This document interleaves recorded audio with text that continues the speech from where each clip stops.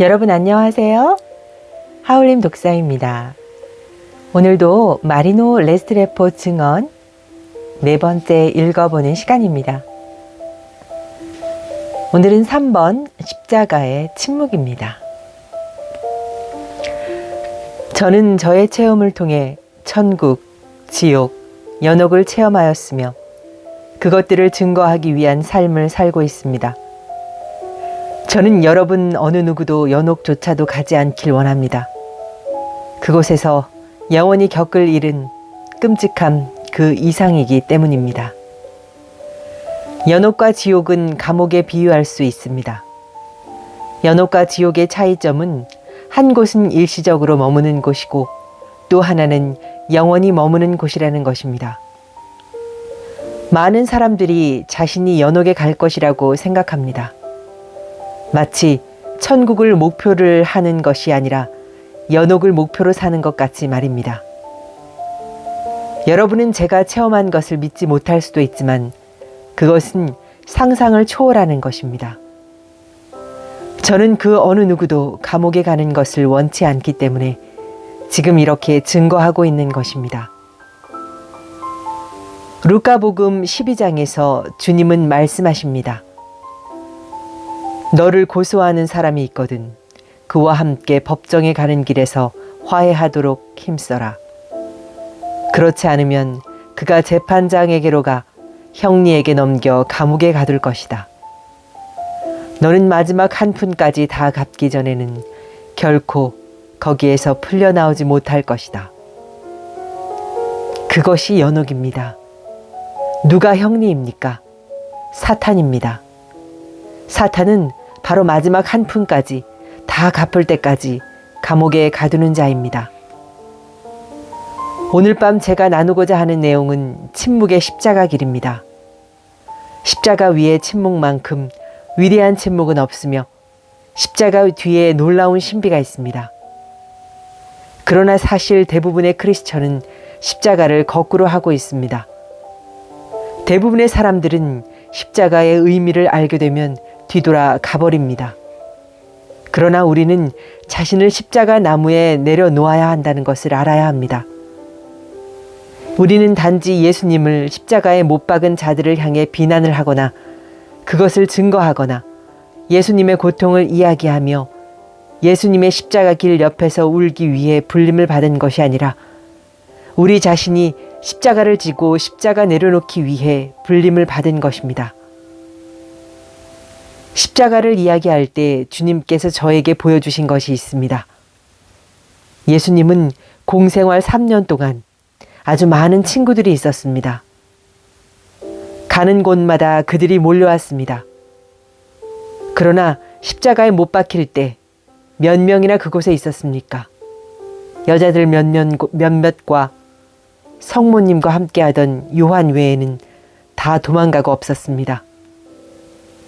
천국에 이르는 길은 좁습니다. 십자가의 길이기 때문입니다. 피를 흘리는 고통이기 때문입니다. 우리는 십자가 위에 내려놓는 방법을 배워야 합니다. 내려놓아야 합니다. 십자가에 못 박도록 두어야 합니다. 가시관을 쓰도록 두어야 합니다. 침뱉게 하고 굴욕을 당하고 밟혀야 합니다. 그렇게 십자가 위에 내려놓지 않으면 우리는 결코 천국으로 향할 수 없기 때문입니다. 천국에 이르는 유일한 길은 십자가를 통하는 길이기 때문입니다. 예수님을 따르는 길은 쉬운 길이 아닙니다. 마지막 만찬에 예수님과 함께하는 것은 쉽습니다. 겟세마니 동산에서 예수님과 함께하는 것도 쉽습니다. 그러나 십자가에 못 박힐 때 예수님과 함께하는 것은 쉽지 않습니다. 그렇기 때문에 예수님께는 친구가 아무도 없었습니다. 상처받고 피를 흘릴 때 아무도 곁에 있고 싶어 하지 않았기 때문입니다. 예수님께서는 말하십니다. 진정한 크리스찬이라면 침묵의 십자가의 의미를 알아야 한다고 하십니다. 크리스찬인 우리는 모욕과 상처를 당했다고 말할 수 없습니다. 예수님께서 모욕을 당하셨다면 십자가는 없었을 것입니다. 우리 주변에 얼마나 많은 사람들이 모욕을 받았다고 말하는지 모릅니다. 남편으로부터, 자식으로부터, 형제로부터, 친구로부터, 누구로부터. 그리고는 그 후로 그들과 평생 더 이상 말도 하지 않습니다. 누가 모욕을 받았다는 것입니까? 고작 자기 자신입니다. 자기 자신에 대한 사랑 때문입니다. 하느님으로부터 멀어지게 할 뿐인 자신에 대한 사랑 때문입니다. 모욕을 받을 것이 아니라 그렇게 하도록 두어야 합니다. 예수님처럼 말입니다. 주님께서 우리에게 모든 것을 주셨습니다. 겸손하도록 힘을 주셨습니다. 그러나 우리의 자만심 때문에 겸손해지는 것이 쉽지 않습니다. 우리의 삶에서 가장 큰 문제는 자신에 대한 사랑입니다. 십자가에 내려놓지 않았기 때문입니다. 그러나 우리가 크리스천으로 불리움 받은 이유는 바로 그것, 십자가에 내려놓는 것입니다. 우리는 그토록 많은 기도를 하면서도 영적으로 어려움을 겪고 있는 이유는 바로 그것입니다. 그토록 많은 묵주 기도를 하고 9일 기도를 하고 각종 강연을 통해 놀라운 신비를 듣고서도 여전히 집에 돌아가서는 걱정하고 두려워하고 우울해하고 불안정하게 느끼는 이유입니다. 그 많은 것을 통해 그토록 훈련을 했는데도 말입니다. 저는 때때로 기도 모임에 따라갈 기회가 있었는데 그곳에 많은 사람들이 그토록 많은 책을 읽고 모든 것을 배워 거의 하나하나를 다 깨고 있으면서도 자신이 조금만 기분이 상하면 그 감정조차 조절을 못하는 것을 봅니다. 할 수 있는 모든 것을 다 하고 그토록 많은 묵주기도를 하면서도 조금도 참을성이 없으며 사랑하지도 못하고 베풀지도 못합니다. 뭔가 잘못된 것입니다. 모든 것이 자신만을 향하고 있기 때문입니다. 자신의 마음을 조금도 바꾸지 않았기 때문입니다. 그것은 우리가 침묵의 십자가의 의미를 이해하지 못하기 때문입니다. 주님께서 제게 보여주신 침묵의 십자가의 예를 보여드리겠습니다. 여러분이 병원에 가서 거의 죽어가는 환자들을 방문합니다. 어떤 환자의 몸에는 모든 기구가 연결되어 있고 매우 심한 고통을 받고 있습니다. 그러나 환자는 얼굴이 천사처럼 빛나며 미소 지으며 말합니다. 심한 고통을 받고 있다는 것을 알고 있는데 그 환자는 오히려 미소 지으며 안녕하세요. 얼굴이 슬퍼 보이는데 무슨 일이 있나요? 여러분이 그 방을 떠날 때 오히려 죽어가는 사람으로부터 치유를 받습니다. 그것이 침묵의 십자가, 성인의 십자가입니다. 그 다음 방으로 갑니다. 똑같은 상황임에도 환자는 매우 분노하고 있으며 의사며 간호사며 가족 모든 것에 대해 마구 불평을 합니다. 게다가 자신이 겪고 있는 온갖 고통을 자세히 설명합니다. 그 방을 떠날 때 여러분은 그 환자보다도 더 상태가 안 좋아집니다. 입원을 해야 할 지경입니다. 그것은 불명예스러운 십자가입니다. 그것이 침묵의 십자가와 불명예스러운 십자가의 차이입니다. 때때로 사람들이 모여서 자신들이 겪고 있는 온갖 고통을 이야기합니다. 여기가 아프고 저기가 아프고 내 형제가 나한테 어떻게 했고 등등. 모든 것에 불평 불만을 합니다. 그들이 자리를 뜰 때 모든 사람들의 고통을 얻어서 상태가 더 안 좋아집니다. 주님께서는 십자가에 대해 명확하게 말씀하셨습니다. 어떻게 영원한 구원을 얻느냐고 물었을 때 계명을 지키고 십자가를 지고 나를 따르라고 하셨습니다. 십자가를 모든 사람과 나누어지고 따라오라고 하시지는 않으셨습니다. 여러분의 삶 가운데 큰 십자가를 지게 되었다고 생각해 보십시오. 예를 들어 암을 선고받아 죽게 되었다고 합시다. 물론 두렵지요.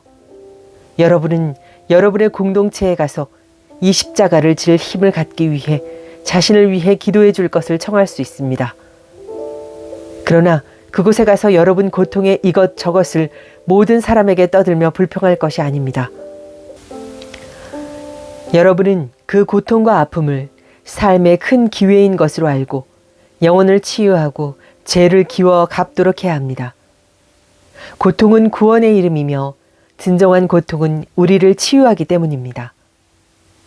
이 말은 세상의 과학과는 완전히 반대로 들릴 것입니다. 세상은 반대로 말합니다. 여러분이 심리학자에게 가서 고통의 치유라고 말하면 그들은 여러분을 당장 입원시킬 것입니다. 세상은 우리가 고통 없이 행복해야 한다고 말합니다. TV에서도 가장 인기 있는 광고는 진통제일 것입니다. 아무도 고통을 원치 않습니다. 지구상에서 가장 잘 되는 장사는 고통을 없애주는 것들입니다.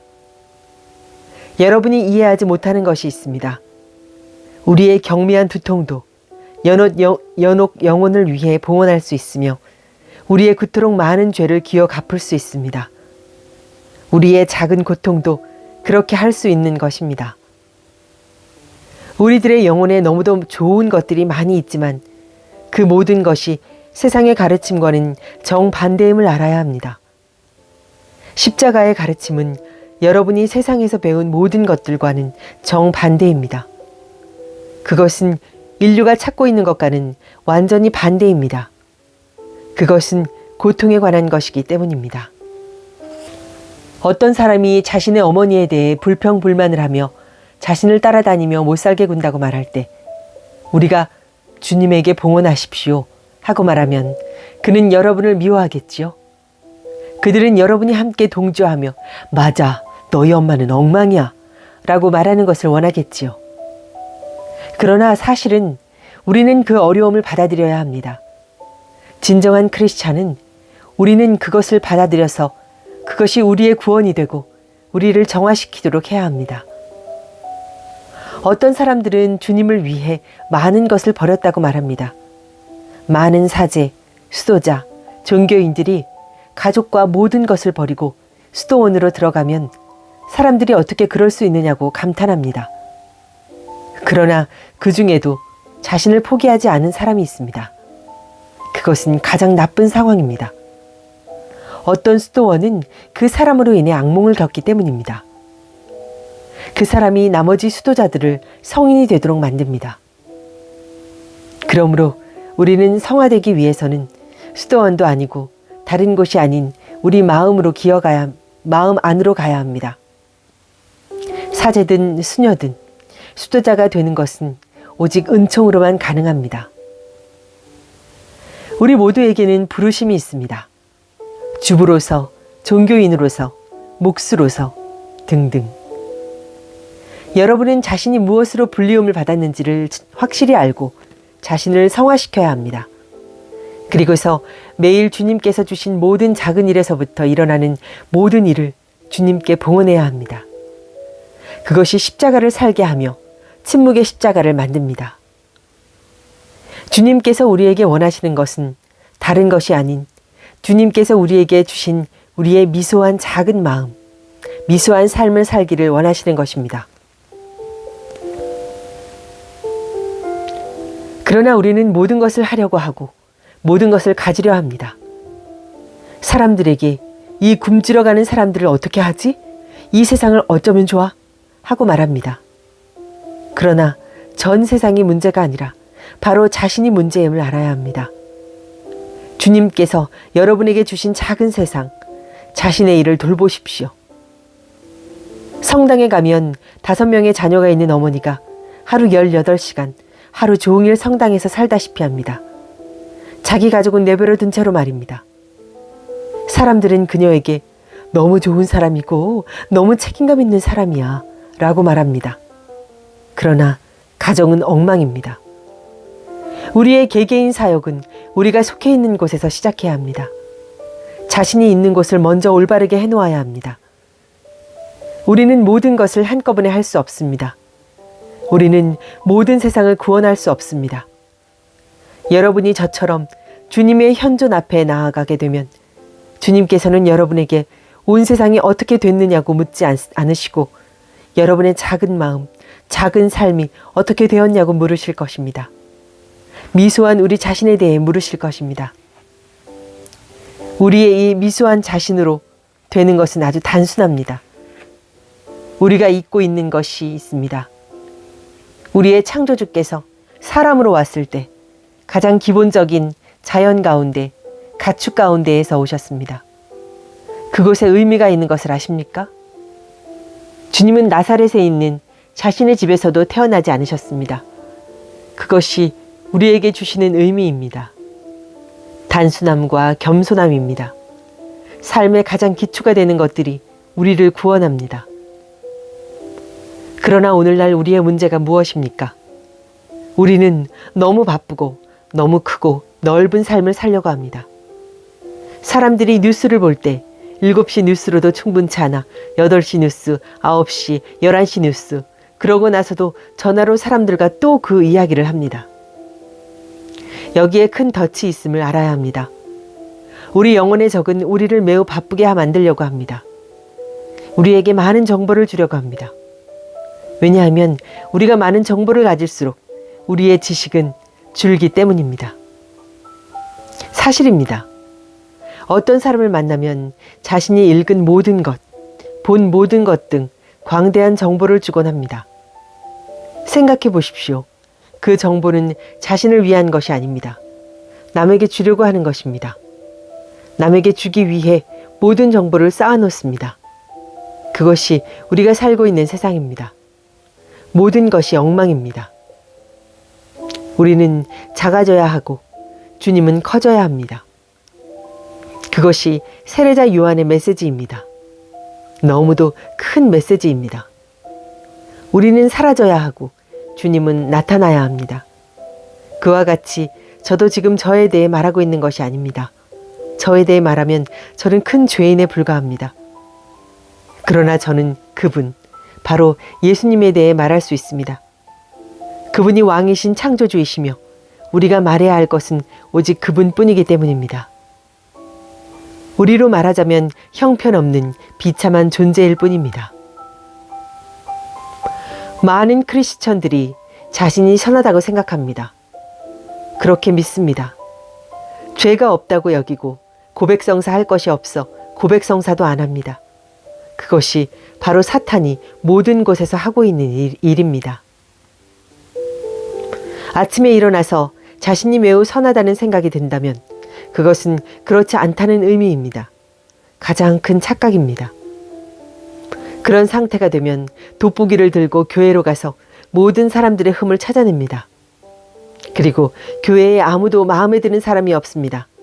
신부님도 마음에 안 들고 성체 봉사자도 마음에 안 들고 등등. 성서에서 젊은이가 예수님에게 와서 선하다고 말할 때 주님께서는 오직 하느님 아버지만이 선하다고 말씀하십니다. 당신이 하느님이셨습니다만 겸손하게 자신의 인성에 순종하신 것입니다. 그때 예수님께서 우리에게 말씀하시고 계신 것입니다. 내 자신을 선하다 말하지 말라라. 나일지라도 선하다 하지 말라고 말씀하십니다. 우리가 우선 인정해야 할 사실은 우리가 누구인가를 아는 것입니다. 우리는 비참한 죄인일 뿐입니다. 우리의 모든 좋은 것은 하느님으로부터 오는 것이기 때문입니다. 우리는 우리의 원죄로 인하여 호기심을 가지는 경향을 갖고 있습니다. 그것이 가장 큰 문제입니다. 이불을 생각해 보십시오. 호기심으로 인해 사탄으로부터 모든 정보를 받습니다. 그렇기 때문에 우리는 이런저런 타로점, 점을 봅니다. 호기심으로 인해 정보를 얻기 위해서입니다. 그것이 원죄의 결과입니다. 우리는 TV를 통해서도 모든 것을 자세히 알고 싶어 합니다. 우리가 살고 있는 삶은 장난이 아닙니다. 우리는 깨어서 영원한 삶은 죽은 후부터가 아니라는 것을 이해해야 합니다. 그것이 사탄이 우리에게 놓은 가장 큰 함정이기 때문입니다. 오늘날의 사탄은 우리에게 우리가 두 개의 다른 삶을 살고 있다고 믿게 만듭니다. 육체를 가진 삶과 육체가 없는 삶, 그리고 우리로 하여금 보지 못하고 만지지 못함으로 그럴지도 모른다고 생각하게 합니다. 그러나 그것은 가장 큰 거짓입니다. 두 가지 삶, 그런 것은 없습니다. 진실은 우리가 어머니 모태에서 생겨난 그 순간부터 우리의 영원한 삶의 여정은 시작되었습니다. 우리는 단지 지금은 육체를 입고 있을 뿐 그 육체를 벗게 된다는 것 뿐입니다. 이렇게 말씀드리죠. 지금 이 순간 이곳에서 우리가 죽는다면 바로 그 자리에 서 있게 될 것입니다.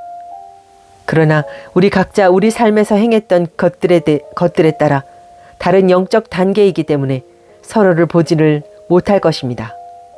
우리는 여전히 육체를 벗더라도 이곳에 여전히 있습니다. 우리는 영원히 있게 될 것입니다. 그것이 영원입니다. 아주 큰 영적 훈련을 하고 싶으십니까? 그렇다면 성체 앞에 앉으십시오. 그리고 영혼에 대해 묵상하십시오. 그러면 영혼에 대해 달리 생각하게 될 것입니다. 영혼을 낭비하는 것은 우리가 상상하는 것 이상입니다. 그것을 생각해 보셔야 합니다. 우리의 삶의 마지막에 영혼을 낭비한 것에 대해 놀라게 될 것입니다. 그것은 끔찍한 일입니다. 지금 우리는 모두 영혼 안에 서 있는 것입니다. 우리가 아는 모든 것은 우리의 영원한 삶의 반영이 되는 것입니다. 두 가지 다른 삶은 없습니다. 하나의 삶입니다. 그것은 이미 시작되었습니다. 이때 의문이 있습니다. 어떤 삶을 우리는 살고 있는 것일까요? 빛으로 가든지 어둠으로 가는 것입니다. 우리는 우리 자신이 그리스도의 일부라고 생각하기 쉽습니다. 그러나 성서에서 보면 사람들이 문 밖에서 주님께 우리가 당신 이름으로 병자를 고치고 이것저것을 했음을 기억해달라고 말합니다. 그러나 주님께서는 악을 행하는 자들을 알지 못한다고 말씀하십니다. 교회에는 그러한 사람들이 많이 있습니다. 그들은 교회 안에서 많은 일들을 하지만 하느님에 속해 있지 않습니다. 그들은 자신의 일을 주님을 위해 하지 않고 자신을 위해 했기 때문입니다. 세상에는 스스로 종교적이며 영적이며 신심이 있다고 가장하는 많은 사람들이 있습니다. 우리는 바리사이파가 되어서는 안 됩니다. 우리는 겸손해야 합니다. 우리는 단순함과 가장 기본적인 것으로 불림을 받았습니다. 우리의 비참함을 알고 우리가 가야 할 길이 멀고 해야 할 일이 많다는 것을 이해해야 합니다.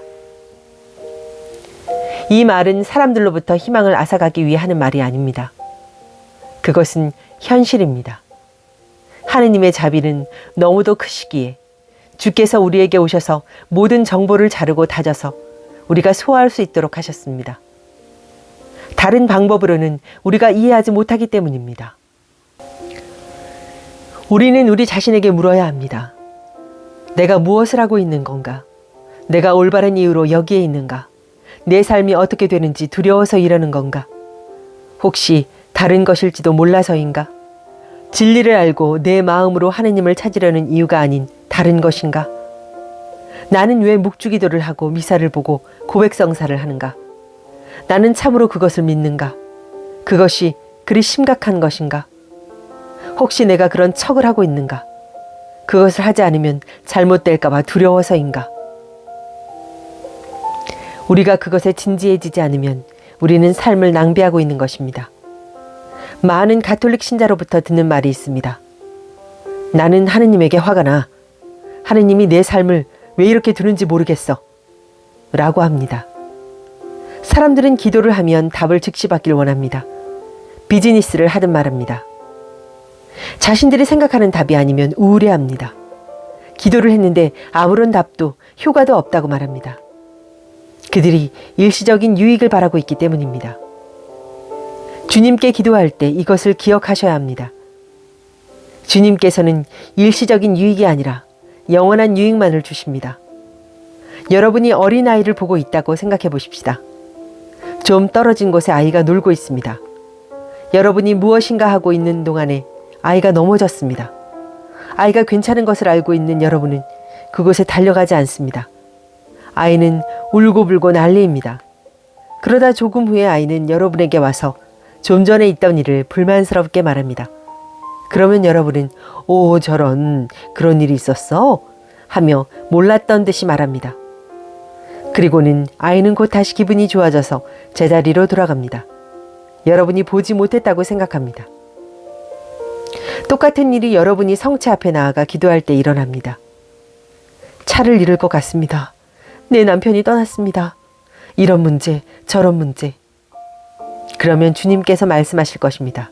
오, 저런, 그래?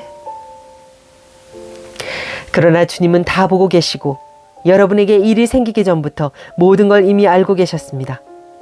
사람들은 주님께서 듣지 않으시고 도와주시길 원치 않으신다고 생각합니다. 그러나 아십니까? 주님은 여러분의 모든 기도를 답하십니다. 모든 기도 하나하나 다 답하십니다. 그러나 주님의 방식으로 답하십니다. 오직 영원한 유익으로 답하십니다. 일시적인 유익은 안 주십니다. 기도는 하느님을 사랑하는 것으로 시작하여야 합니다. 주님 앞에 나아가서 먼저 찬미를 드리십시오. 주님께서 말씀하셨습니다. 네가 만약 얼마나 내 마음에 하느님이 있는지 알고 싶다면 얼마나 성체를 영하기를 원하는지를 보아라 라고 하십니다. 성체의 영하기를 갈망하지 않는 것은 자신만을 갈망한다는 것이기 때문입니다.